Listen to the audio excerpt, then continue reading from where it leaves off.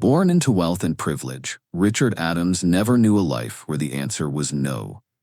The only son of Edward and Lorraine Adams, power players in New York finance and old money circles, Richard was groomed from birth to lead. Prep school, Ivy League education, summer internships shadowing boardroom titans. He inherited not just a fortune, but a mentality. Feelings are distractions, and people are assets. By 32, Richard had become one of the youngest CEOs in Silicon Valley, heading AdTech Global, a revolutionary tech conglomerate lauded for cutting-edge AI tools, but internally whispered about for its punishing culture and robotic leadership. Employees nicknamed the 50th floor executive suite the Ice Palace. Richard's sharp suits, slicked-back hair, and emotionless blue eyes only added to the mythos. To his investors, he was the perfect CEO, predictable, profit-obsessed, and ruthless. But to his employees and the public, he was something else: cold, disconnected, and entirely indifferent to the human cost of success. It all came to a head during a live televised tech summit. The ballroom of the Pacific Tech Leadership Conference buzzed with reporters, cameras, and high-net-worth egos. At center stage, under the sterile wash of studio lights, sat 5 of the most influential CEOs in the tech world, including Richard Adams. Dressed in a custom charcoal suit, tie knotted with precision, Richard looked every bit the titan he was known to be. Not a hair out of place, not a flicker of uncertainty in his expression. His fingers tapped rhythmically on the arm of his chair, impatient, composed.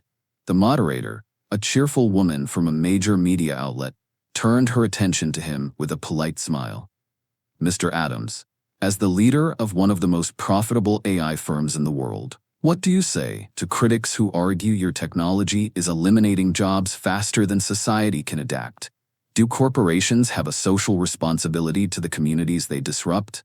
Richard's eyes barely shifted. "Corporations aren't charities," he said, voice smooth as glass. "We're not here to solve poverty. We're here to solve problems at scale. Innovation comes at a cost, and that cost isn't our burden to carry. That's what governments and people with feelings are for." There was a long, uncomfortable pause, a few gasps, a nervous laugh or two. The moderator blinked, caught off guard. "So, no responsibility at all?" Richard's gaze sharpened like a scalpel. "Responsibility is subjective. Results are not." Online, the reaction was instant. It only took 10 minutes for the first clips to hit social media. By that night, his face was photoshopped onto a block of ice. TikToks paired his words with footage of crying children, robots replacing nurses, even penguins waddling away in sadness. By morning, hashtags had taken over. Hashtag Frozen Heart CEO, hashtag Heartless Adams, hashtag Adams doesn't compute, hashtag Tech Billionaires fail again. The damage was viral and unstoppable. Within an hour, clips of the panel were dissected across TikTok, Instagram, and Twitter. A video of Richard blinking slowly while a moderator asked about laid-off warehouse workers went viral, set to the Frozen theme song. Late-night hosts made him the punchline of their monologues. Even politicians weighed in. By morning, AdTech Global's stock had dropped 14%. A major advertiser announced it was ending its partnership, citing values misalignment. Several employees staged a walkout, holding signs that read, "Our CEO is an algorithm, and we're humans, not data points." Worse, internal emails from staff began leaking, stories of brutal work hours, mental health breakdowns, and the CEO's "people are replaceable" mantra. Behind closed doors, the boardroom was chaos. Board members were furious. Investors threatened to pull out. The media firestorm wasn't dying down, it was intensifying. During an emergency meeting on the 50th floor, board chairwoman Vivian Cole delivered the blow. "Richard, you either fix this," she said coolly, "or we find someone who will. You're not irreplaceable." For the first time in years, Richard Adams was speechless. The man who always had a number, a contingency, a strategy, suddenly found himself with none, in a matter of days. The empire he built with surgical precision was unraveling, and the world was watching. His image was toxic, his company was bleeding, and his cold, calculated approach to business had finally betrayed him. But Richard wasn't ready to lose. Not yet. That following weekend, Richard walked inside the grand ballroom of Hulston Hall. That Yale was dressed in nostalgia. Strings of white lights, a jazz quartet playing mellow standards, and tables adorned with school colors. The 10-year reunion for the class of 2012 was in full swing. Champagne glasses clinked, old roommates hugged with wide grins, and speeches flowed as easily as the drinks. Richard Adams stood near the back wall, perfectly composed in a navy suit that cost more than the catering budget. He wasn't mingling, not really. A few polite nods here and there, a tight smile for a former professor. He'd come to make a brief appearance, shake hands, be seen. He hated reunions. They reeked of forced warmth and people pretending they hadn't Googled each other before arriving. And then he heard her laugh. That familiar, earthy, unfiltered laugh, one he hadn't heard in almost a decade. He turned and saw Nora Williams across the room, standing in a small circle of former classmates. Her curls were looser now, streaked with gold and sunlight.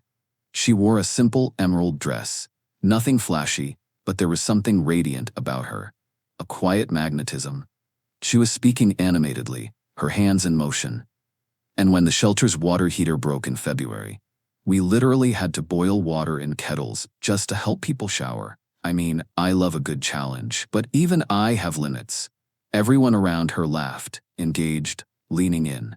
Richard watched. She still had it, that warmth, that light, that unshakable belief that the world could be made better if someone just tried hard enough. He sipped his scotch. Nora glanced up and locked eyes with him. For a beat, her face froze. Then she gave a crooked grin and made her way toward him. "Well," she said, arms folding across her chest as she approached. "If it isn't the Emperor of Ice himself." Richard raised an eyebrow. "Good to see you too, Nora." She tilted her head, taking him in.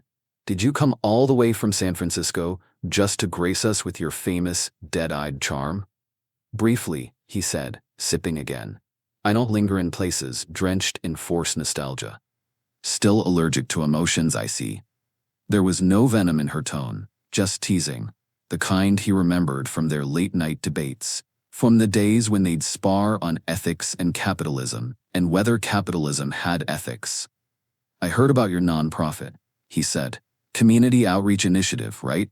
Impressive work." Nora's smile faded a touch. "It was, until last month. Budget cuts. We lost our biggest grant and the board voted to dissolve." He studied her more carefully now. There was a tiredness in her eyes that hadn't been there before, a quiet weight behind her posture. But still, she stood tall. "I'm sorry," he said, surprisingly sincere. "Thanks. I'll be fine. I've got options."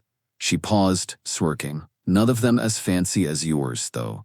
I don't exactly have a billion-dollar empire to fall back on." Richard chuckled dryly. "It's not as glamorous as it looks." She leaned closer. "Neither is poverty. Trust me." He looked at her then, not just at her clothes or her resume, but the way people responded to her.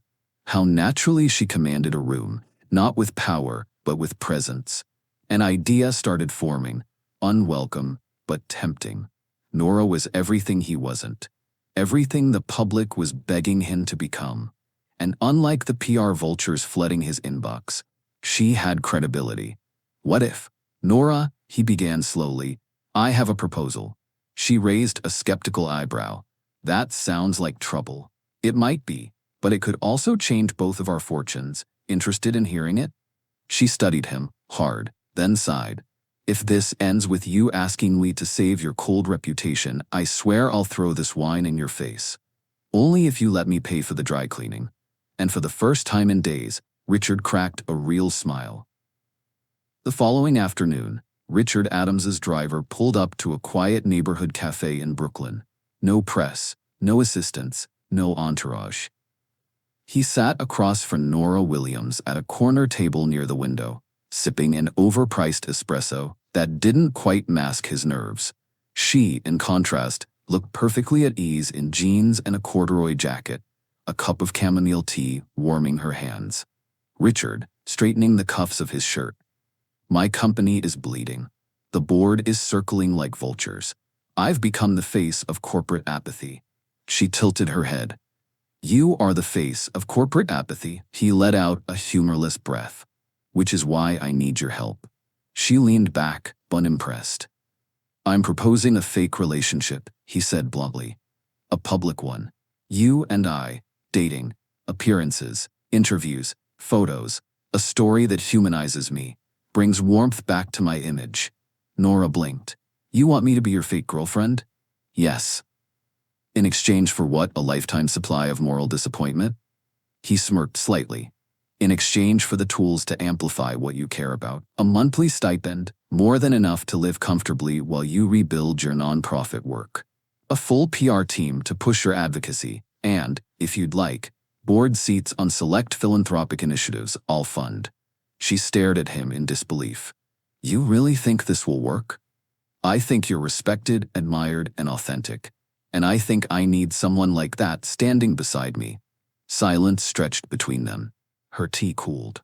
Finally, Nora set her cup down with a soft clink. Okay, I'll do it. Richard blinked. You will? If you agree to my terms. He raised a brow. Go on. First, she said, counting on her fingers. You will publicly support and actively engage with 3 causes: a homeless shelter, a soup kitchen, and a children's hospital. He nodded slowly. Fine, I'll donate. No, she interrupted. Not just money. I want you there. I want pictures of you in a hairnet serving soup.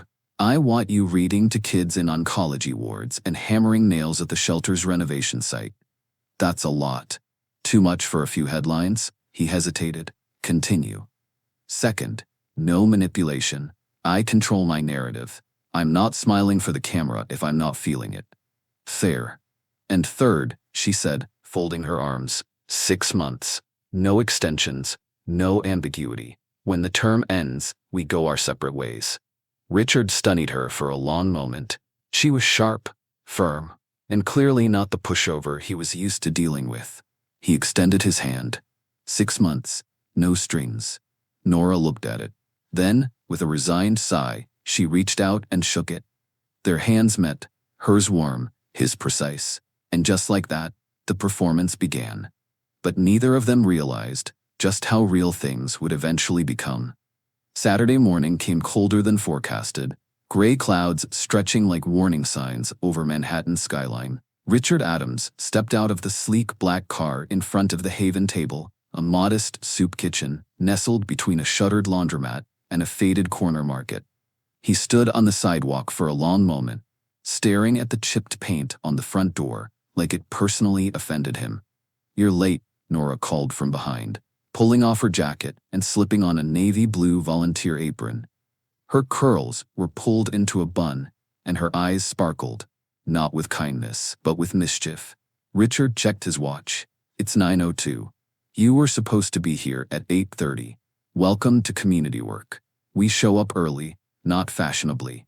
He adjusted the cuffs of his coat, clearly regretting his decision to wear a designer wool blazer and Italian loafers. They were already picking up dirt from the sidewalk. Inside, the kitchen buzzed with motion.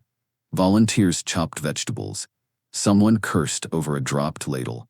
The smell of onions, broth, and day-old bread filled the air. A large woman in a hairnet stomped toward them, wielding a clipboard like a weapon. You're the CEO? Richard cleared his throat. Yes, Richard Adams. She sized him up with one unimpressed look. You got hands? He blinked. Excuse me? Your hands. Do they work? Yes. Good. Grab an apron. You're on carrot duty. She turned and yelled over her shoulder. Put him next to Reggie. Reggie'll keep him humble.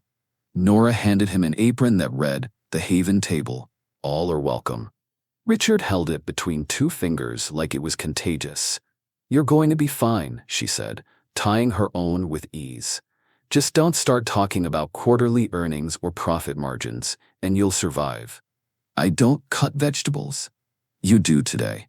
15 minutes later, Richard stood at a steel prep table beside a grizzled volunteer named Reggie, a retired plumber with arthritis and no filter. "You cut like someone who's never touched a kitchen knife in his life," Reggie said, watching Richard awkwardly saw through a carrot. "That's because I haven't." Reggie barked a laugh. "Lord help us. What's next? You gonna tell me you don't know how to turn on a stove?" Richard hesitated. "It's not a skill I've needed." Reggie leaned back, cackling. "Man's got all the money in the world and can't make a pot of soup. Go figure." Nora watched from across the room, arms folded, hiding a smile as she handed out bread to a line of guests. She noticed the cameras, subtle, unobtrusive, part of her PR plan, but she wasn't looking at them. She was watching him. Richard, for once, wasn't leading a room. He wasn't commanding respect. He was fumbling with a dull knife, sleeves rolled too high, hair slightly out of place. By noon, he'd dropped a tray of cut celery, scalded his thumb on a pot handle, and sweat through the collar of his pressed shirt.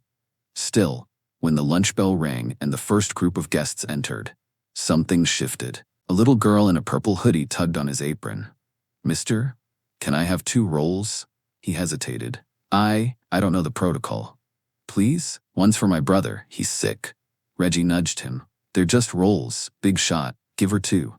Richard bent down and placed them gently in the girl's hand. She grinned and ran off, hair flying behind her. Something flickered behind his eyes. A moment of stillness. Later, as they stepped out back to take a break, Richard leaned against the wall, silent. His jacket was stained. His fingers smelled like garlic. His phone buzzed nonstop in his pocket. Nora handed him a bottle of water. "You survived," he nodded slowly. "That was exhausting. And," he looked at her, a little less guarded, "and different." "Good different, or you want to run back to your penthouse different?" "I'm not sure yet." Nora smiled. "You'll figure it out." He didn't say anything, but for the first time in years, Richard Adams didn't feel like he was performing. He felt human, even if he smelled like soup. The ballroom glittered. Flashbulbs popped like firecrackers as Richard and Nora stepped onto the red carpet arm in arm. She wore a flowing navy gown and a confident smile. He wore his usual armor, a designer tux and indifference. He leaned toward her through his smile. "I feel like a circus act." She didn't miss a beat. "You're the lion. I'm the trainer. Now roar politely." Inside, they posed beside oversized checks and stood stiffly with donors. When a child in a wheelchair asked Richard if he had a robot lab at his company, he blinked. No." Nora crouched beside the boy with a gentle laugh. "But maybe one day, if you become the engineer who builds it." Flash. The moment was captured, her glowing, him trying not to look confused. Nora looked at him. "Let me handle the kids, you stick to the adults." He gave a small smile. It was late. The gala had ended hours ago, but the city lights still glimmered beyond the penthouse windows of Richard's Manhattan apartment. Inside, silence stretched across the elegant glass and marble living room like a frozen sheet. Nora stood by the fireplace, her heels kicked off, still wearing her burgundy gown. Richard poured himself a drink at the bar, something expensive and aged, untouched so far. "I don't get you," she finally said, her voice soft but steady. He glanced up. "You'll need to be more specific. You smile when the cameras are on, you shake hands, give the right sound bites, because you have to. But when it's just you, like this," she gestured toward him, toward the space he occupied like a figure in a portrait, "you disappear. Every time." Richard exhaled slowly and took a seat, placing his untouched glass on the side table. "It's not intentional. It's a pattern," she said. "One I've been trying to ignore, but I can't anymore. I need to understand, why are you like this? Why do you seem afraid to just feel?" He looked at her, then away, jaw tightening. "My father," he began, voice quieter now, "used to say emotions were liabilities. That softness was for people with nothing to lose." Nora moved to sit across from him, folding her legs beneath her. She said nothing, just listened. "I was born into the Adams name. There was no childhood in the traditional sense. At birth, you're not just a baby, you're an asset. You are trained, not nurtured, molded, not guided. We had tutors, not friends, contracts, not affection. You were rewarded for obedience, disciplined for questioning anything outside of the blueprint." He rubbed the back of his neck, something in him beginning to crack open. "My family standard goes back as far my great-great-grandparents. arranged marriages, business partnerships, class allegiant. My mother and father's marriage, arranged, not even in some traditional cultural sense, just strategic, like acquiring property. I used to ask if they loved each other, and my father would say, "That word has no value." He gave a dry, bitter chuckle. Compassion, love, even joy, none of it mattered as long as the legacy was intact. Nora's eyes softened. "So you were never expected to be human," she said quietly. "No," he said. "I was expected to be at Adams." She hesitated, then asked gently, "Do you have any friends, Richard? Anyone in your life who actually knows you?" He looked at her, his voice low. "No, just people I associate with." Nora leaned back, stunned. "Wow, your whole family's broken, and no one ever tried to fix it?" He didn't answer. She shook her head. "Unfortunate for you, Richard. The rules your family established 100 years ago don't apply anymore. Legacy means nothing if no one believes in the man carrying it. You could lose everything, your company, your credibility, your influence, in a matter of hours." He looked down, clasping his hands. "How can you ask a leopard to change its spots?" She rose from her chair, walked to him, and gently lifted his chin until their eyes met. "You paint over them," she said softly.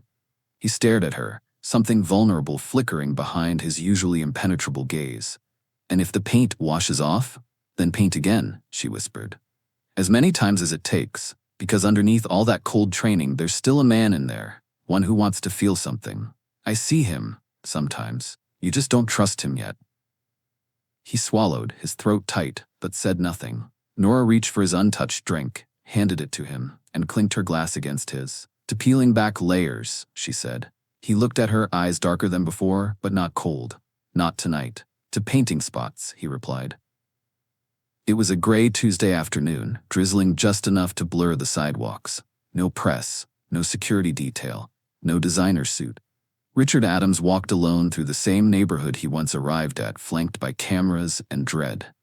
The sign for the Haven Table soup kitchen hadn't changed, still crooked, still chipped, but something in him had. Inside, the kitchen buzzed with its usual controlled chaos. The same volunteers hustled between serving trays and storage shelves. No one looked up when he entered. This time, he wasn't the CEO trying to look humble. He was just a man. "Back again?" Reggie grunted from behind a stack of food crates. "Didn't expect to see you without your shadow." Richard nodded, offering a brief smile. "Is the little girl from last time here? The one with the purple hoodie?" Reggie blinked, then straightened. "You mean Maya?" Richard's chest tightened slightly. "Yes, and her brother?" "Darius. Haven't seen her in a couple days. Their mom got a job, I think. Don't know the details." "I do," Richard said quietly. Reggie paused. "You did something, didn't you?" Richard didn't answer, just reached into his coat pocket and handed Reggie a folded slip of paper. It was a printed update from a clinic, not flashy, just factual. Darius Coleman, age 6, under active pediatric care at Hopebridge Health, full coverage granted. "She mentioned her brother was sick," Richard said. "So I asked my team to find them. Her mother, Tanya, was working 3 jobs and still falling behind. No insurance, no chance of affording treatment." Reggie stared at him. "I paid the medical bills," Richard continued, "and arranged a job interview at one of our partner firms. Admin assistant role. Comes with benefits, good hours, enough stability to keep them in housing." "You did all that," Reggie said slowly, "and you didn't tell anyone?" Richard shrugged, slightly uncomfortable. Wasn't for anyone else to know. A voice behind them piped up. "Mr. Ritchie." He turned. Maya stood in the doorway, holding a lunch tray. Her hoodie was different this time, cleaner, brighter, but her eyes were the same, wide, curious. She ran up and hugged him around the waist without hesitation. "My brother got medicine," she said. "Mom said we can stay in our house now, and we don't have to move anymore. Thank you." Richard froze, then slowly, gently placed a hand on her back. "I'm glad," he said, his voice rougher than usual. "You deserve that." Reggie watched him closely as Maya skipped off toward the dining area. "I don't know what Nora's doing to you," Reggie said after a moment, "but keep letting her." Richard gave a faint smile. "She's not doing it to me," he said. "She's reminding me I'm allowed to." A few days later, the sun hung low over Queens, casting long shadows on the church parking lot, where pop-up tents and fold-in tables were set for the weekend's food drive. Volunteers bustled around crates of canned vegetables, fresh produce, and boxes of donated pantry staples. Richard Adams stood under a tent, sleeves rolled up, designer shoes caked in dust, holding a bag of flour like it was a hazardous material. "Why is this flour sticky?" he muttered, tilting the bag between his fingers. "You're holding pancake mix," Nora Williams called, from a few tables down, not bothering to hide her grin as she organized cans into family-sized bundles. "And stop inspecting it like it's a biohazard. You're not at a product launch." Richard gave her a flat look. "I don't do manual labor." "You do today." He sighed and looked around at the crowd. Parents with children, elderly couples, teenagers with shopping carts. There was no press, no stage, no luxury catering, just people, needs, and a community doing its best to care for one another. It was uncomfortable. Nora made her way over, hair tied up in a loose ponytail, clipboard under one arm. She wore jeans, sneakers, and a faded sweatshirt that read "Human First." Sweat glistened at her temples, and yet she moved with effortless purpose. "You're not going to break if you touch food, Richard," she said, bumping his shoulder playfully. "I'm not used to this." "I can tell." He glanced at her. "This isn't just exhausting, it's exposing." She stopped organizing for a moment and looked at him, really looked at him. "That's kind of the point," she said softly. "You spend so much time hiding behind your title and your money. You've forgotten what it's like to actually see people, or let them see you." Richard didn't respond, just looked back toward the growing line of families waiting their turn. A young boy waved at him with sticky fingers and a grin. Richard hesitantly waved back. Nora watched the interaction, something unreadable flickering in her gaze. He was awkward, stiff, clearly out of his element. But he was here, and that meant something, even if he didn't know it yet. The next following weekend, the morning air was crisp, tinged with the smell of cinnamon rolls from a nearby bakery, as folding tables were set up outside a community center in the Bronx. Cardboard boxes of cereal and canned vegetables lined the pavement, volunteers greeting each other with warm familiarity. It was a simple operation, no media, no gala lighting, just people helping people. Nora stood by the supply truck, clipboard in hand, scanning the setup as she checked items off her list. Her hair was pulled back in a braid this time, and she wore a windbreaker over jeans and sneakers. Practical, unassuming, ready to work. She looked up just as Richard approached, on time and almost unrecognizable. Gone were the polished Oxfords and tailored jackets. Instead, he wore a plain gray hoodie, scuffed sneakers, and jeans that looked like they'd actually seen a washing machine. No designer logos, no watch, not even a hint of cologne.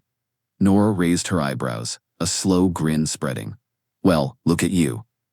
He stopped in front of her, hands in his pockets, looking surprisingly at ease. "I followed your instructions. No silk, no suede, no stock options sewn into the lining of your pants. I'm impressed." He gave a small chuckle. "Wasn't easy. My closet had an identity crisis." "Relax," she said, handing him a pair of work gloves. "These people don't care about your net worth. Most of them probably don't even know who you are." "That actually makes this easier," he said. Nora glanced at him, momentarily caught off guard by his honesty.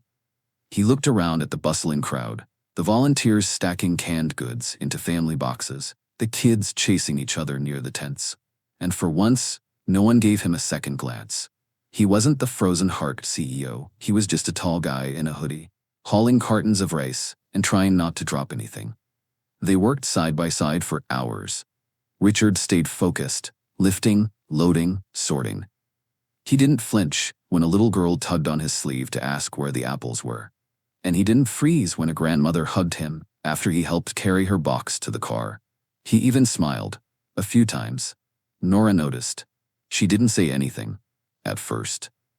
By the time the last family had driven away and the sun was dipping behind the trees, the volunteers began packing up what was left. Richard wiped his hands on a towel and stretched his sore back with a groan. "That bad?" Nora asked. "I'm convinced I've used muscles that didn't exist before today." "You did good. I didn't drop anything. That's improvement." "True," she said, stepping beside him. "But you also didn't look like an alien from outer space today. He smirked. She gave him a light bump on the shoulder. Nice work, rookie. Richard blinked at the casual gesture, so normal, so unguarded. He looked at her with a faint, genuine smile. Thanks, coach. She rolled her eyes, but there was warmth there. Don't let it go to your head. I won't, he said, a bit quieter. But it's nice, being seen like this, just a person. Nora looked at him, no sarcasm this time, just understanding. Everyone starts somewhere, Richard. Today was a good start. He nodded. And for once, it didn't feel like performance. It felt like something real. After the food drive, the sun had long dipped behind the skyline, casting the city in a warm amber glow. Instead of calling separate cars, Nora and Richard walked down the block together, the sounds of the Bronx evening filling the air, honking horns, the hum of conversations, laughter spilling from a nearby bodega. Nora looked over at him. You hungry? He blinked, surprised. I suppose. Why? Because I know a place. Nothing fancy. No truffle oil or microgreens. Just good food. Richard hesitated. Do they take reservations? Nora snorted. No, but they'll take your order. 15 minutes later, they were seated in a corner booth of a hole-in-the-wall diner, with flickering neon lights and cracked leather seats. The waitress handed them laminated menus with handwritten specials on post-it notes. Richard spanned it like it was written in code. What's a patty melt? You're kidding? Nora said, setting her menu down with a grin. He shook his head. I've never seen one before. She leaned in, mock whispering. It's like if a grilled cheese and a burger had a delicious, greasy child. He smirked. I'll trust your judgment. When the food arrived, greasy, glorious, and served on chipped ceramic plates, Nora dove in, while Richard took his first bite like it was a science experiment. He paused. That's actually really good. Welcome to the real world, she said, popping a fry into her mouth. They ate slowly, the conversation drifting from sarcastic jabs to something lighter, easier. They talked about college, old professors they'd hated, dorm horror stories, late-night debates in the common room, where Nora always managed to win by outlasting his arrogance with persistence and empathy. You were insufferable, she said between bites. You treated every argument like a hostile takeover. And you were relentless, he replied. You actually made me feel things in political theory class. It was deeply unsettling. They laughed, and for the first time in a long time, Richard Adams didn't feel like a CEO or a public relations project. He just felt human. Later, over coffee, the conversation turned quiet. Can I ask you something? Nora said, stirring cream into her mug. Richard looked up, guarded but willing. Of course. When is the last time you did this? Just sat with someone, talked. Not for business, not for leverage, just to be known. He stared into his coffee, thinking longer than expected. I don't think I ever have. Nora's brows lifted. I've had associates, colleagues, even people who admire me. But friends? He shook his head.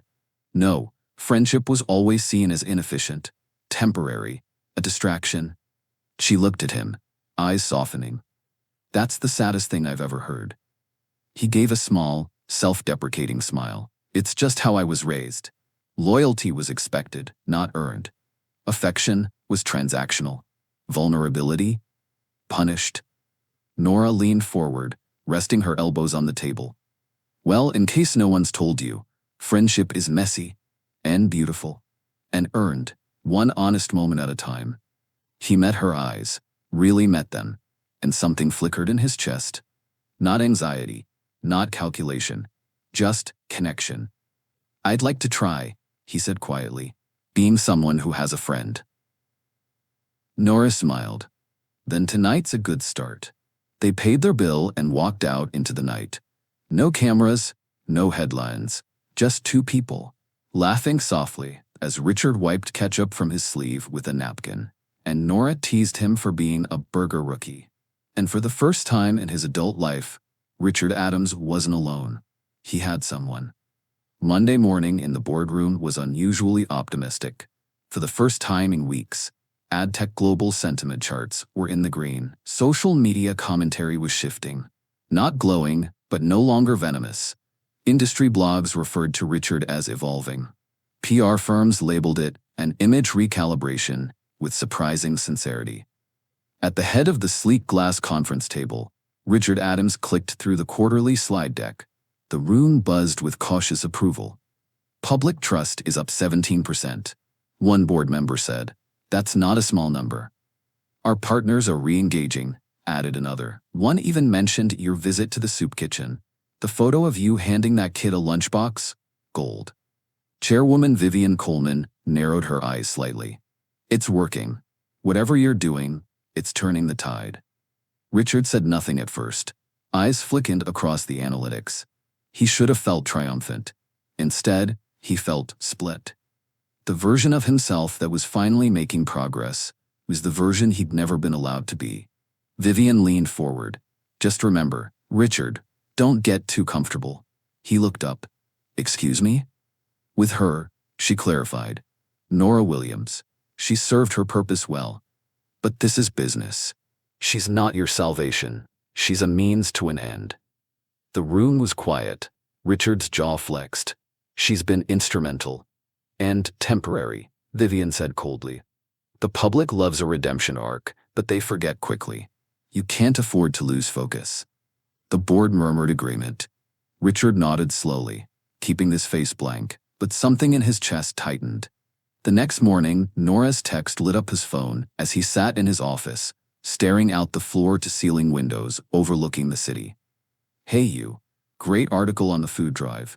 You smiled in half the pictures this time. Impressive. He stared at the message, smiled faintly, then turned the screen off. That afternoon, she called. He let it ring out. By the third day, the text had changed. Are you okay? Is this about what we talked about? If you're pulling away, I deserve to know why. He didn't answer.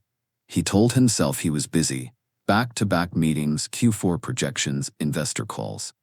But the truth sat heavier than a loaded inbox. Nora had become important. Too important. And that scared him. For the first time in his life, someone had gotten beneath the polished armor. She saw his flaws, spoke to his potential, touched the version of himself he didn't know how to manage. He stood at the edge of something unfamiliar. A future shaped not by legacy, not by control, but by connection. And it terrified him. Could he trust it? Could he trust her? Or worse, could he trust himself not to ruin it? So he did the only thing he'd ever been trained to do when something felt uncertain. He shut the door. 3 days of silence. Nora stared at her phone again, thumb hovering over Richard's name in her messages. Still no reply, still no callback. Her texts, once playful and light, had gone unanswered for nearly a week. The last one just read, "If this was just business for you, fine, but have the courage to say it to my face." She tossed her phone onto the couch in frustration, pacing her small Brooklyn apartment, still wearing the faded volunteer t-shirt from a community walk she'd done that morning. Alone. Her apartment was quiet. Too quiet. She realized just how much space Richard had taken up in her life lately. Not just in headlines or PR events, but in late-night texts, sarcastic banter, quiet glances over paper cups of diner coffee. She missed her friend, and now that he was gone, it felt worse than a breakup, because this wasn't love. But it had been something real, and he'd vanished without a word. 2 days later, Nora walked through the revolving doors of AdTech Global's headquarters. Uninvited and unannounced, she was done waiting. The receptionist looked up nervously. "Miss Williams, do you have an appointment?" "No," she said, calm but firm, "but he'll see me." She rode the elevator up in silence, pulse pounding, not from nerves, but from restraint. She was furious, but more than that, she was hurt. When the elevator doors opened, Richard's assistant stood abruptly. "Mr. Adams is in a meeting." Nora walked straight past. The glass office door opened with a soft click. Richard sat at his desk, back to her, staring at the skyline. "Nora," he said, without turning around. His voice was low, guarded. "I didn't realize I needed a calendar invite to speak to someone who used to call me a friend," she said, stepping inside and letting the door close behind her. He slowly turned. She expected the usual cool mask, but he looked tired. guilty, like someone who hadn't slept well in days. "I'm sorry," he said. "I've been busy," she cut in. "Yeah, that's what people say when they don't have the courage to tell you the truth." He stood now, eyes meeting hers. "That's not it." "Then what is it, Richard?" she asked, arms folded tightly. "Because we had dinner? We laughed? You said you wanted to try having a friend? And now you're acting like I was never more than your PR bandage." His mouth opened, closed, then opened again, slower this time. "I don't know what I'm doing," he admitted, voice raw. "Everything about my life has been planned, calculated. I was raised to believe that trust was weakness, that connection was a liability. And then you came in and—" She waited, eyes burning. "You made me care," he whispered. "You made me want more, and I didn't know what to do with that." Nora's throat tightened. "So you ran." "I panicked," he said, "because this isn't part of the script. I was supposed to fix my image and move on. But you weren't supposed to matter this much." The room was quiet, except for the hum of the city beyond the glass. Finally, she stepped closer. "You're right. I wasn't supposed to matter. I was supposed to smile beside you until the public forgot what they hated about you. But somewhere along the way, you mattered too." He looked at her, eyes heavy. "And here's the thing, Richard," she continued. "I see you. The good parts, the broken parts, the ones you try to hide under layers of cashmere and power." He exhaled shakily. "But if you want to shut me out every time things get real," she said, shaking her head, "then don't ask for friendship. Because that's not what this is." Silence, then softly, "Don't go." Nora froze. He stepped toward her slowly. "I don't want to be that man anymore. The one who hides behind the boardroom. I want to change. I just don't know how." She looked at him, angry, torn, but still somehow hopeful. "Then don't start by giving me promises," she said. "Start by showing up." He nodded once, no arguments this time. "Okay." She stepped back toward the door, then paused. "You're lucky I'm stubborn." A ghost of a smile touched his lips. "I know." And as the door clicked shut behind her, Richard Adams knew. He'd either just saved the only friendship that ever meant something, or had one last chance not to destroy it. The bright murals lining the halls of Hope Bridge Children's Hospital were filled with hot air balloons, smiling animals, and shooting stars. The atmosphere tried to mask the clinical reality, but it couldn't fully hide the beeping machines and the quiet wariness in the air. Nora Williams walked just ahead of Richard, her face already warm with purpose as she greeted nurses and volunteers by name. She looked alive here, comfortable, like this was a second home. Richard followed silently, his steps slower, his eyes taking in everything: the children with IVs in their arms, the parents who smiled too tightly, the worn hope clinging to the walls like wallpaper. It was different than the food drives. This place didn't want charity photos. It needed presence. "Okay," Nora said, turning to him with a gentle smile. "Today, we're just here to visit, make rounds, play a few games, hand out some little gift bags. No speeches, no cameras, just be human, all right?" "I'll do my best," Richard said quietly. Nora smirked. "Try harder than that." They entered the pediatric oncology ward, where kids as young as 5 and as old as 12 sat in cozy beanbags or small hospital beds, some drawing, some reading, others curled up with tablets and stuffed animals. "Mr. Ritchie," a familiar voice squealed. Richard looked down just in time to see Maya, the same little girl from the soup kitchen, racing toward him in fuzzy socks and a hospital gown, covered in stickers. He blinked. "You're here?" "I'm visiting my brother. He's getting chemo again. But guess what?" she said proudly, tugging his hand. "He's got hair fuzz now." Richard laughed softly, kneeling beside her. "That's excellent news, Maya." Nora watched the interaction, her heart tugging. This man, who once barely knew how to hold a soup ladle, was now crouching beside a little girl, letting her braid a blue pipe cleaner around his wrist like it was the most natural thing in the world. And then a deep voice, "Nora?" A tall man in scrubs appeared around the corner. Dr. Emmett Green, late 30s, warm brown skin, kind eyes behind his glasses.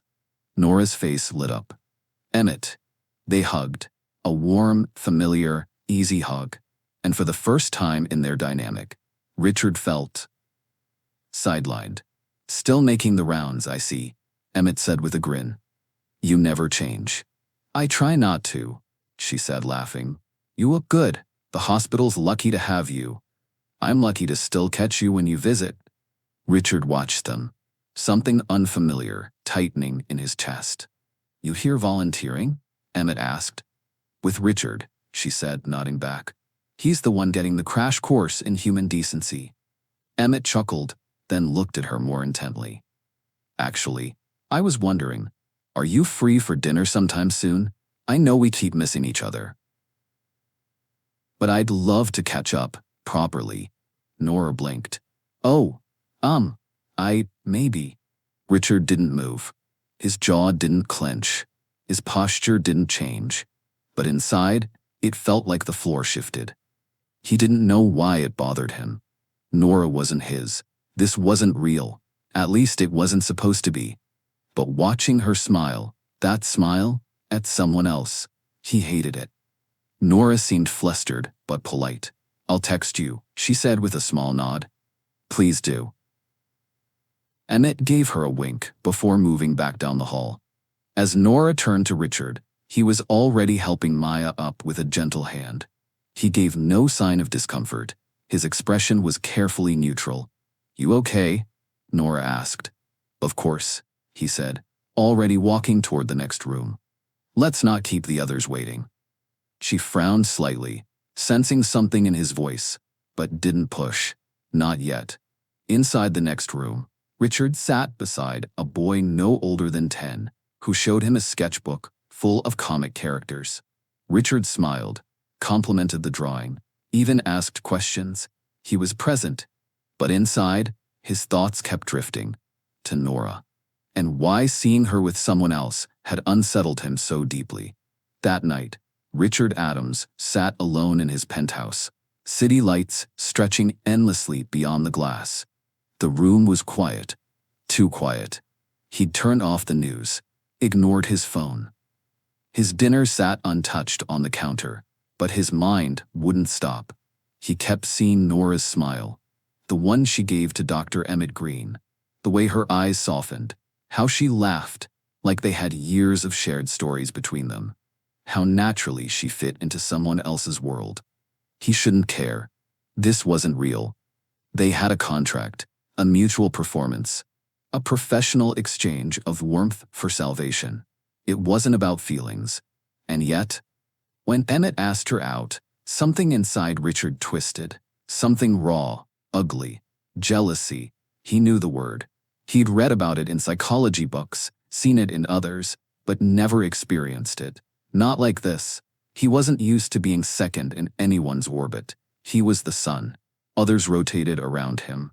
But tonight, he'd been left in shadow, and it bothered him more than he wanted to admit. Because Nora wasn't just part of his life anymore. She was the only part that felt real. 2 days later, Nora leaned against the open door to Richard's office, arms folded across her chest. He was seated at his desk, tie slightly loosened, eyes trained on his laptop screen, like it might rescue him from her presence. "You're doing it again," she said evenly. He didn't look up. "Doing what?" "Shutting me out." He sighed, closed the laptop, and leaned back in his chair. "I've had a busy week." "You always have a busy week, Richard. But that's not what this is." She stepped inside and closed the door. "You've been cold since the hospital visit. You barely said 2 words after we left. You canceled our call yesterday. You haven't asked about Maya's brother or the next event. You're retreating." He looked away. She waited, patient but firm. "Was it Emmett?" she finally asked, her tone softening. He met her gaze for just a second too long. "Is that really what this is about?" she continued. "You got uncomfortable because someone showed interest in me?" His jaw tightened. You've made it clear this isn't real. But it feels real, doesn't it? He said nothing. Nora stepped closer. I'm not asking you to confess undying love. I'm asking you to be honest with yourself. Something's changed between us, and we both know it. Richard stood, walking over to the window, hands in his pockets. I don't know what to do with this, Nora, he said finally. With you. She raised an eyebrow. Why? Because I make you feel something you can't control? He turned slowly, pain flickering behind his eyes.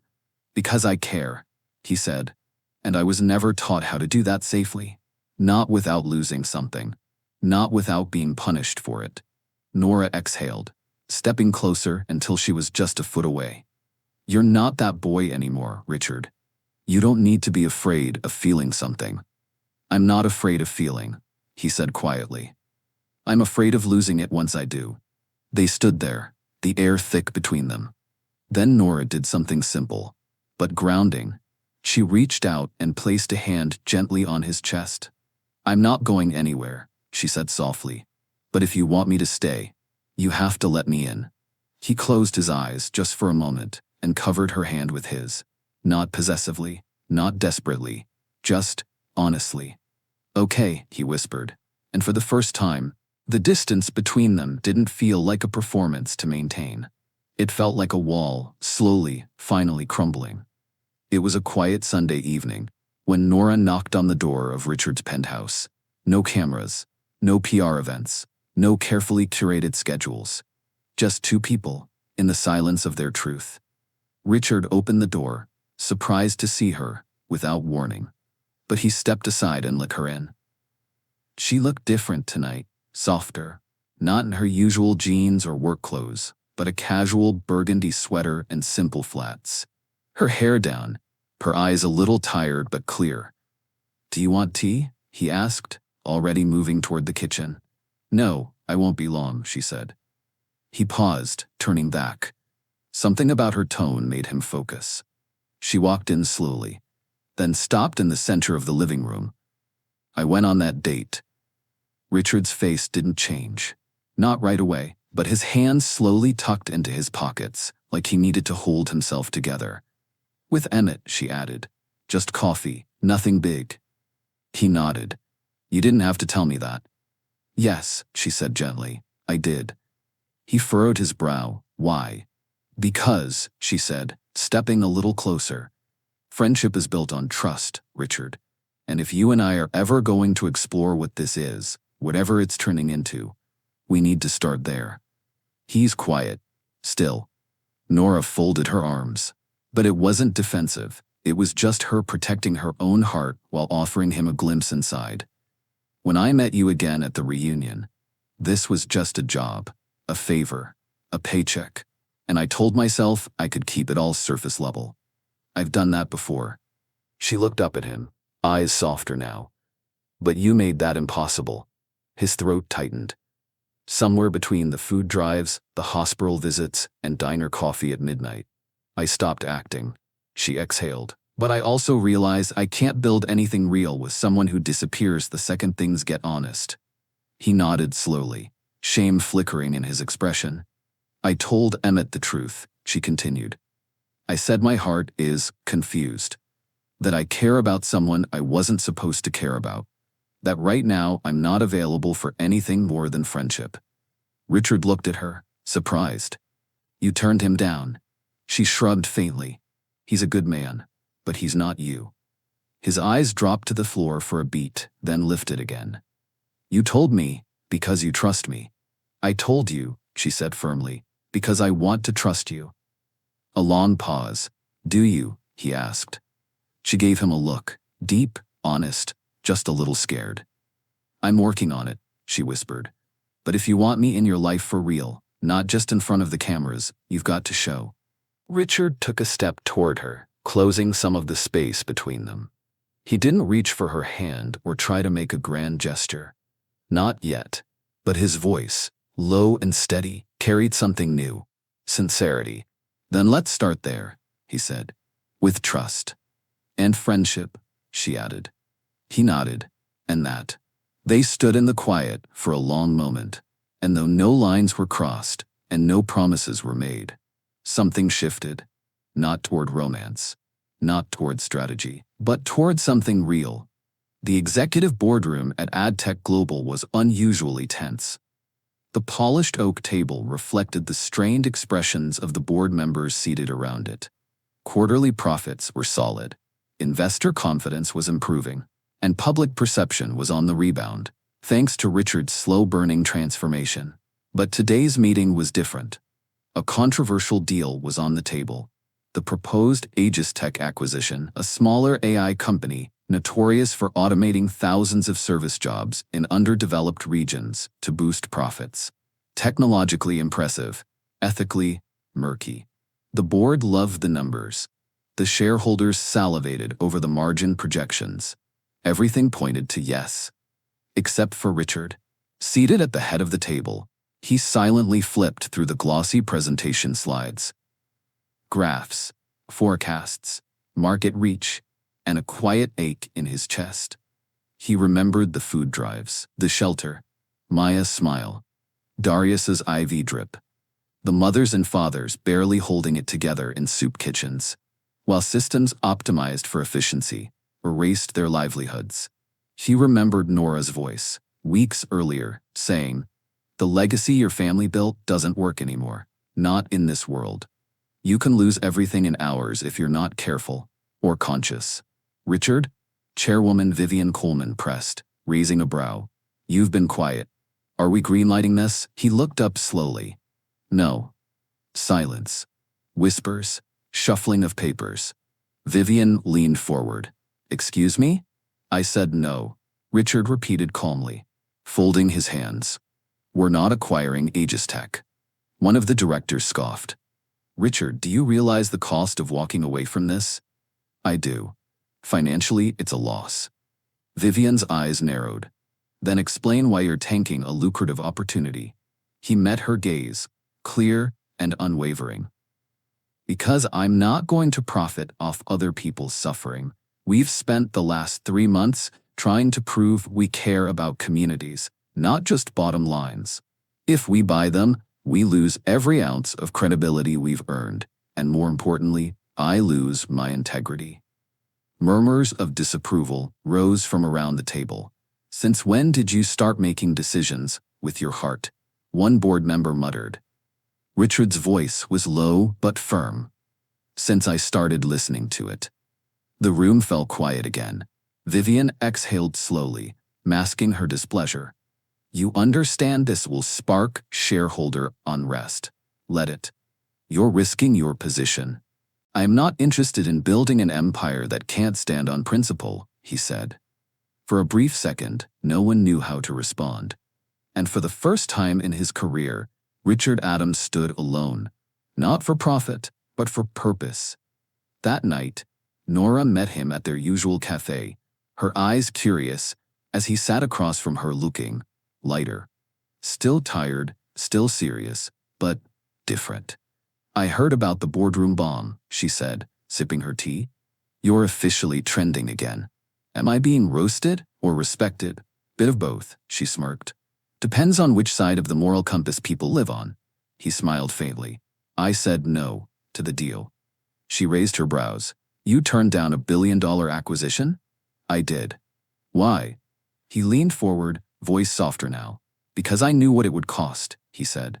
"Not just in PR, but in lives, in dignity. I couldn't sit across from you again if I said yes."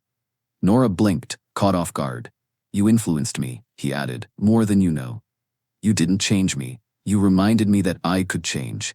That I could lead without losing what makes me human." Nora smiled slowly, her voice barely above a whisper. "I'm proud of you." He looked at her, sincerity in every word. That means more than 100 quarterly wins. And for the first time, their connection wasn't just reshaping their lives. It was changing the world around them, one choice at a time. It was still dark when Richard's car pulled up outside Nora's apartment. He sat behind the wheel in a simple hoodie and jeans, a thermos of coffee in the cup holder, and a second one waiting in a drink tray. Nora stepped outside in a soft sweatshirt, tired eyes and travel bag in hand. She hadn't slept much. Her grandmother had taken a turn for the worse the day before, And though the doctor said it wasn't critical, her voice on the phone had sounded frail and afraid. Nora wasn't used to feeling helpless. "Hey," she said, opening the door. "You didn't have to come."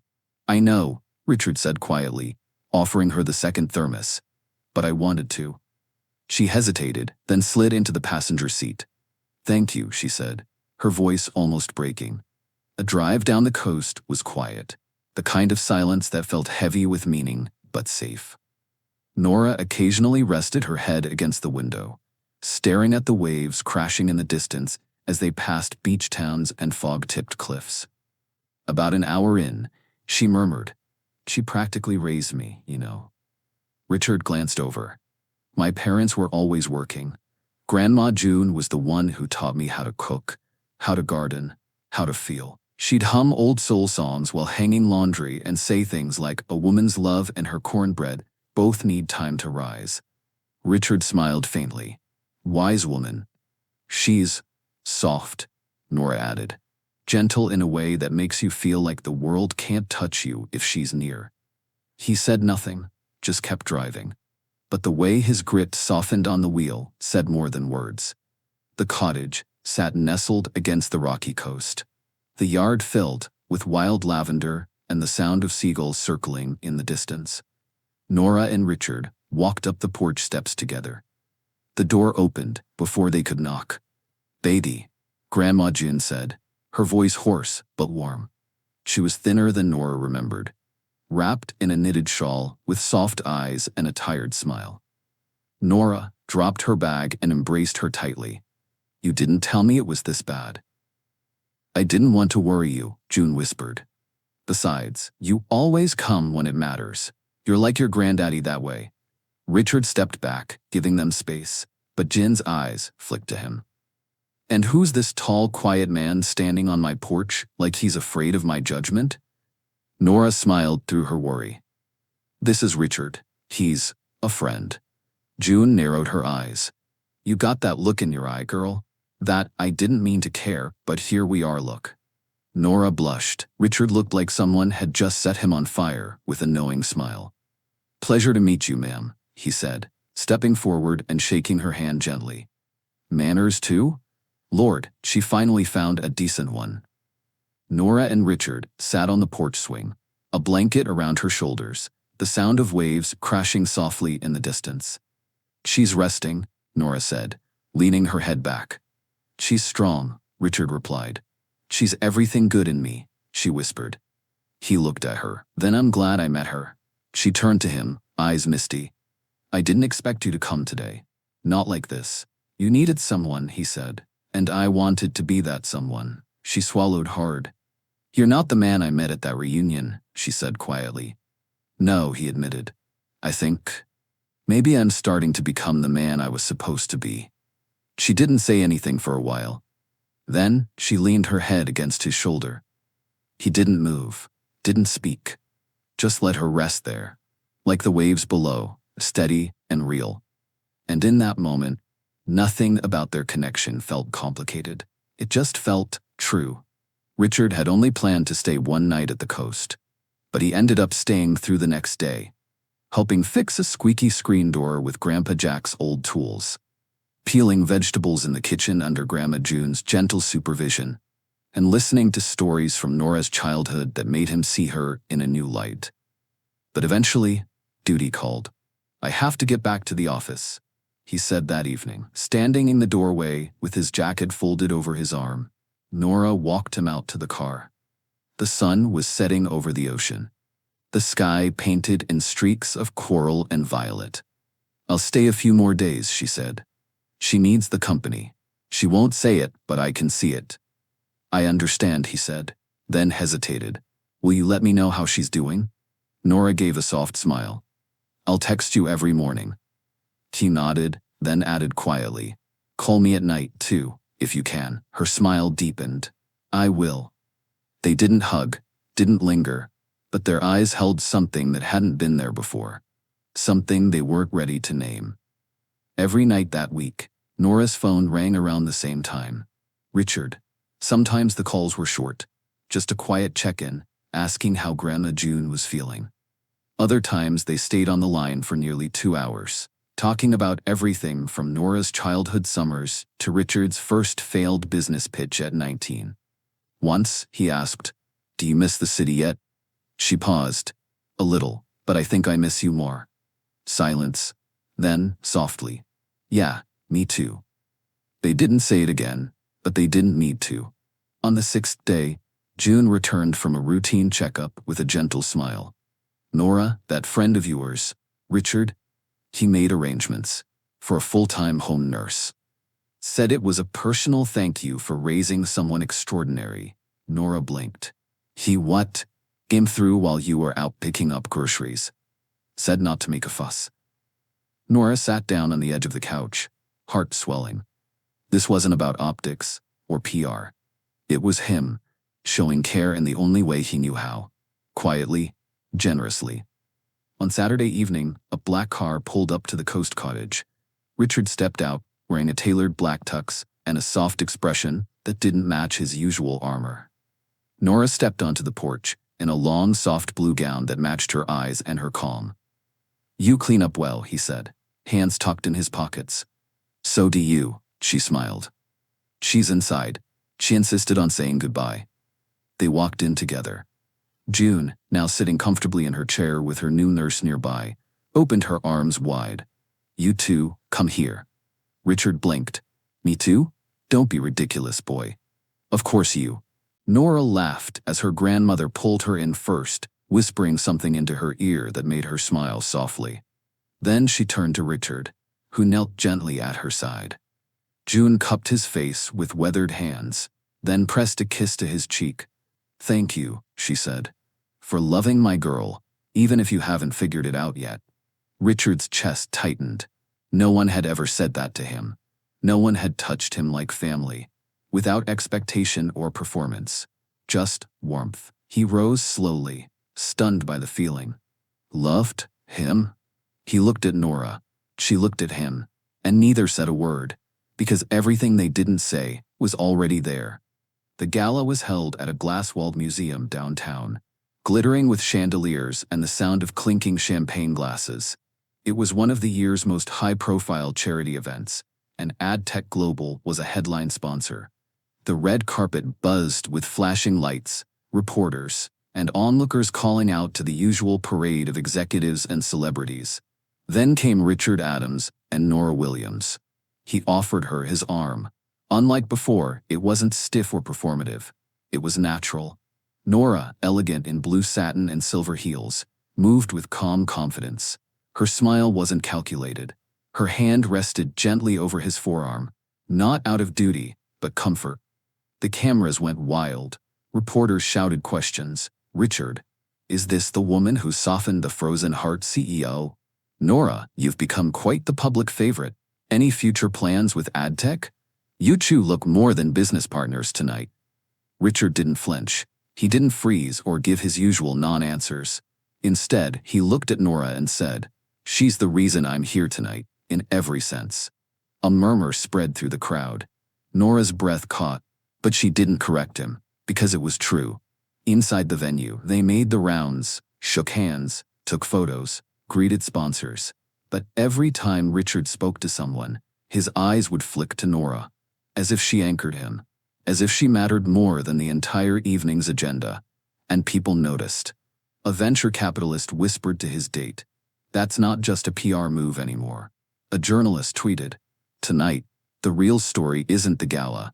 It's the way Richard Adams looks at Nora Williams, like he finally remembers how to feel." It was nearly midnight by the time they returned to Richard's penthouse. Nora stepped out of her heels at the door with a quiet sigh. "I forgot how exhausting these nights can be." Richard poured her a glass of water and handed it to her wordlessly. She looked around the quiet, golden-lit living room and then looked at him. "Tonight felt different," she said softly. He nodded, because it was. They stood there for a long moment, the silence stretching between them, charged, real, and fragile. Nora broke it first. "This was never supposed to be more than 6 months. I know. And yet, here we are." Richard set his glass down on the counter, then stepped closer, his voice lower now. I don't want to pretend anymore. She met his gaze. Then don't. Another step. They were inches apart. I missed you when you were gone, he confessed. I hated being away from you.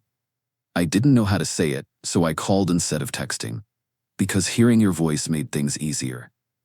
Nora's eyes glistened. I missed you too. But it wasn't just missing your voice. I missed feeling safe with you. He reached out, slowly brushing a loose strand of hair from her face. Nora, I don't know what this is becoming, but I know I don't want it to end. Her breath hitched, heart pounding in her chest. Then let's stop trying to define it, she whispered. Let's just let it be real. Richard didn't kiss her. Not yet. But the way he held her hand and brought it to his heart spoke louder than any words ever could. The boardroom was ice cold, not in temperature, but in tone. Richard sat at the head of the long glass table. As his board members filed in, stern and tight-lipped. On the large screen, photos from the gala flashed in a silent slideshow. Him and Nora arriving arm in arm, smiling, sharing quiet moments like no one else existed in the room. Chairwoman Vivian Coleman stood at the far end, remote in hand. Do you know what this looks like? She asked sharply. A man attending a gala with someone he cares about? Richard offered flatly. Vivian didn't smile. No. It looks like a complete abandonment of everything your family and this company has represented for over a century. Another board member added. Your relationship with Nora Williams was supposed to fix your image, not rewrite it. She was never part of the long-term plan. Vivian continued. This alliance was about optics, not intimacy. Richard's expression hardened. She's not an alliance, she's a person. She's not one of us, Vivian snapped. You were born into legacy, Richard, into expectation. The Adams name doesn't bend for feelings. It builds empires. It preserves structure. Chairwoman Vivian Coleman stood at the far end of the room, arms crossed tightly. Let's speak plainly, Richard. This woman, Nora Williams, is not what we consider a strategic match. Another board member added, she doesn't come from our world. Her nonprofit failed. Her name holds no legacy weight, no political capital. A third member, older, leaned forward and said flatly, and let's not ignore the elephant in the room. This entire mess started with your public image spiraling. And now you're pairing yourself with someone whose background raises even more questions. A woman raised outside traditional elite networks. A woman with no pedigree, a failed organization. And frankly, he hesitated just long enough for his meaning to be clear. Richard's voice cut through the room. Say it. Tell me it's the color of her skin. No one did. But the silence screamed loud enough. Vivian smoothed her blazer. You're throwing away everything we built for someone who was never meant to be at this table. Richard's voice didn't waver. Then maybe this table was never meant to last. You've always known how this ends. Another board member said, calmly but coldly, you marry strategically. You uphold the brand. You protect the lineage. That's the price of the seat you occupy. And if I don't? Richard asked. We'll begin discussions to remove you, Vivian said, no hesitation in her tone. We built this company on tradition. You either honor it or step aside. It was late when Richard showed up at Nora's apartment. Rain still dripping from his coat, his expression tight and unreadable. She opened the door in a hoodie and leggings, eyes widening the moment she saw his face. What happened? She asked, stepping aside. He didn't speak at first. He walked in slowly, ran a hand through his damp hair, and sat on the couch like gravity had doubled. They held an emergency meeting, he said, voice low.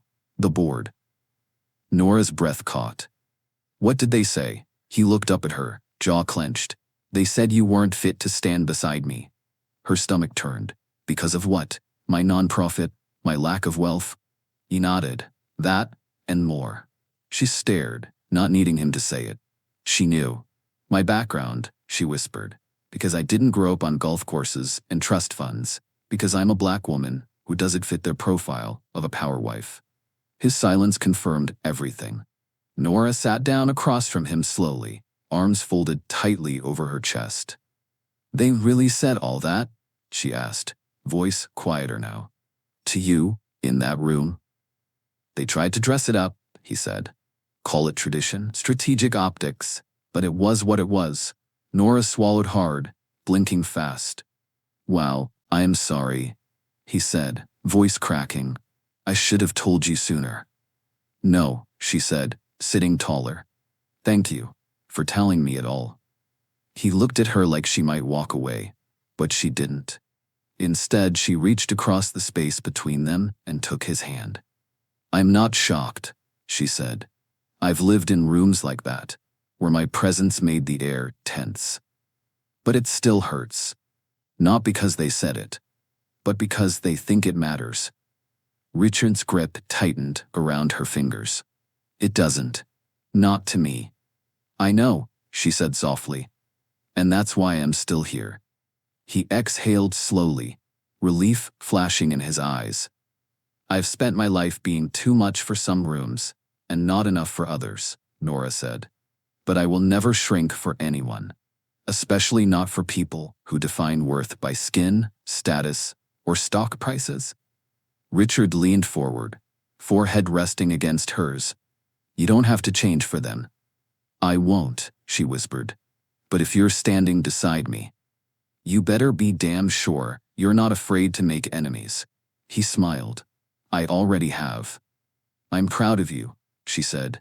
Then, after a pause, "But you need to tell the truth, Richard. All of it." He frowned. "What do you mean?" "I mean," she continued, "sit down, on camera, and you tell your story. The truth about your family's traditions, the board's threats, the pressure you've been under to perform a version of yourself that isn't even you anymore. They'll destroy me." "No," she said. "They can't. Not when the public's on your side. Not when they see you. That's how I survived, with my nonprofit organizations. People in the public is power." Richard exhaled, rubbing a hand over his jaw. "You have someone in mind?" "I know exactly who to call." A week later, primetime television opened with a quiet shot of Richard seated across from renowned journalist Talia Mendez, known for her no-nonsense, truth-driven specials. The lights were soft, the background neutral. The only thing that stood out was Richard himself, not in a suit, but in a simple black shirt and blazer. No tie, no mask. Talia leaned forward. "Tonight, Richard Adams, once known as the Frozen Heart CEO, tells us why everything we thought we knew about him was wrong." Over the course of the hour, Richard told it all. His upbringing in a family where affection was weakness. The traditions that demanded a cold marriage, strategic alliances, and emotionless ambition. The board's demands, the threatened removal, the belief that legacy mattered more than humanity. And then, he told them about Nora. "She didn't fix me," he said simply. "She reminded me I was allowed to be human. And once I realized that, I couldn't go back." A special aired live. By morning, #Richard told the truth and #IChooseHumanity were trending worldwide. Viewers flooded social media with support. Employees rallied behind him. Investors hesitated, but the public did not. They chose him. And with Nora quietly sitting in the front row of the studio, her eyes shining the entire time, Richard Adams finally reclaimed his name, not as an heir, not as a CEO, but as a man who dared to tell the truth. By Monday morning, the world was on fire. The primetime interview had shattered the image of the Adams empire. Richard's confession hit harder than any headline ever had. Stock prices took a temporary hit, down 7% by the close of day. But it wasn't the numbers that shook AdTech Global. It was the people. Across every platform, users shared personal stories about being overlooked, pressured, or mistreated in toxic corporate cultures. Hashtags flooded timelines. "I choose humanity. Legacy is not an excuse." #FrozenHeart no more. But the most devastating blow came when internet users, journalists, and former employees began digging into the board itself. Screenshots surfaced, emails, old video clips, and now retired board members' discriminatory comments, from a past event went viral within hours. A whistleblower posted an audio clip of another making deals that undercut fair hiring practices. Vivian Coleman's LinkedIn page was flooded with angry comments. You tried to silence him to protect your own secrets. This isn't about tradition, it's about control. By Wednesday, 3 board members resigned. One issued a formal apology. Vivian refused to step down, but was suddenly under intense review from the company's ethics committee, spurred by public demand and internal pressure. Richard sat at the head of the table once again, not triumphant, but resolute. We can rebuild from a stock drop, he told the remaining board. What we can't recover from is losing our integrity. Later that night, the city buzzed below. Nora stood on the rooftop terrace of Richard's penthouse, barefoot in a cozy sweater, holding 2 mugs of tea. The skyline glowed, and the sky was clear for once. Richard joined her, tie undone, eyes tired, but more at peace than she'd ever seen them. You did it, she said quietly, handing him the tea. He nodded. We did. She looked at him, something stirring behind her eyes. The world knows who you are now, not the CEO, not the Adams heir. You. He exhaled. And you stayed. She smiled faintly. I never wanted to leave. He turned toward her fully, setting his mug down. Back when we started this, I didn't believe someone like you could ever really fit into my life. She raised an eyebrow. And now? I'm scared to imagine it without you. Nora's chest rose, her breath caught between certainty and disbelief. I've never said this to anyone, Richard said. I never had experienced this feeling before, and it's truly terrifying to me. He stepped closer. You asked me once if I could trust myself with real connection. I didn't answer, but I can now, because of you. His voice lowered. I love you, Nora. Tears welled in her eyes. Not dramatic, not sudden, just full. Say it again, she whispered. He took her hands gently. I love you. And with the city below them, the wind brushing softly through her hair, Nora finally said what had been in her heart since the day he showed up at the soup kitchen in 2 expensive shoes. I love you too. Let's slow walk this, I'm not going anywhere. It was a rainy Sunday afternoon when Nora returned home, umbrella dripping and arms full of groceries. The apartment smelled faintly of lavender and lemon, her usual candles long since burned out. She pushed open the door and stopped cold in the entryway. June was sitting on her living room sofa, wrapped in a cozy blanket, sipping tea and watching one of her favorite vintage game shows on the television. Grandma? June turned, smiling like she'd been waiting hours just for this moment. Surprise, baby. What are you, how? That's when Richard stepped out from the hallway, holding a small suitcase in one hand and a folded Afghan in the other. He was damp from the rain, dressed in a dark hoodie and jeans, a softness in his eyes that made Nora's breath catch. I convinced her to come stay with you for a while, he said gently, setting the bag down, at least until she's back to full strength. Nora blinked. You convinced her? But why? Nora whispered, stepping closer, emotion rising fast in her chest. Because you've been worried sick, Richard said. And because I realized I have no idea what a family actually looks like. I never had one, not really. But she does. You do. He looked over at June, then back at Nora, his voice softening. And I was hoping she could help teach me.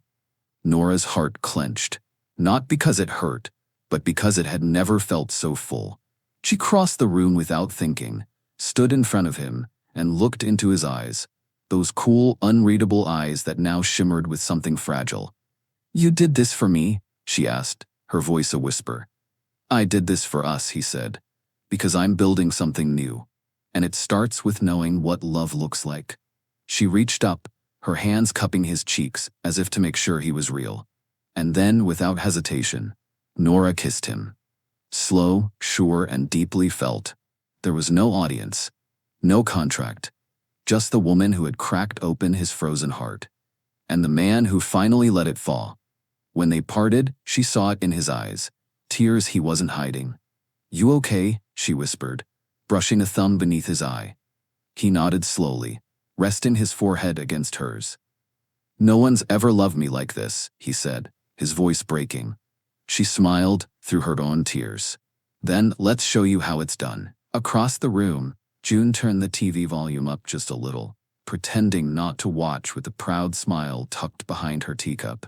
And in that small apartment filled with rainlight, laughter, and the soft murmur of old game show music, a new kind of legacy began. Not one of power, but of love and family. 4 years later, home. At last the sun poured golden light across the white wraparound porch of a craftsman-style home, nestled on a quiet tree-lined street just outside the city. Wind chimes danced in the breeze. Lavender bloomed along the fence, and through the open kitchen windows came the sound of music, laughter, and tiny footsteps. Inside, the heart of the house, the kitchen, was alive. Flour dusted the edge of the counter. A tiny apron was tied haphazardly around a 2-year-old with wild curls and chubby hands, who stood on a step stool beside Grandma June, her voice steady and warm. "That's right, baby. Now stir slow.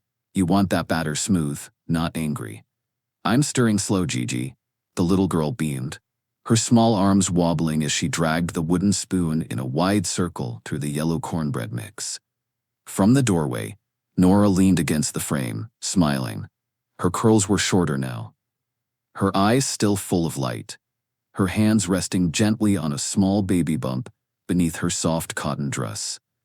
Behind her, arms slipping around her waist, stood Richard. In jeans and a Henley shirt, barefoot on the wood floor, he pressed a kiss to her shoulder. "She's got your determination," he whispered. "She's got your stubbornness," Nora teased. They both watched their daughter, Emery Jude Adams, as she puffed out her cheeks in focus, determined to do it herself. "She's making cornbread like it's a science experiment," Richard said with a grin. "She's making memories," June corrected from the counter without turning around.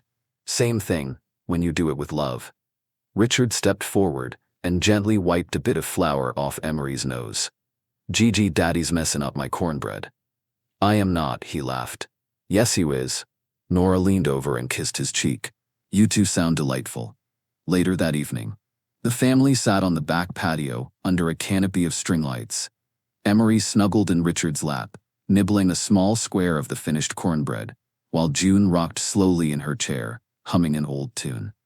Nora rested her head on Richard's shoulder, her hand resting over his heart. "You ever imagine this?" she asked. "Not in a million lifetimes," he said. "And now?" He looked out over the yard, the home, the porch light casting a soft glow over the life they built together. "Now I can't imagine anything else." June looked over with a proud smile. "See what happens when you paint over them spots?" They all laughed. And in that warm, quiet moment, under the stars, the man once known as the Frozen Heart CEO became something else entirely. A husband, a father, a son-in-love, a man finally deeply at home. Thank you for listening to our wonderful story by Green Tea Tales. Support our channel, subscribe, and leave a comment below.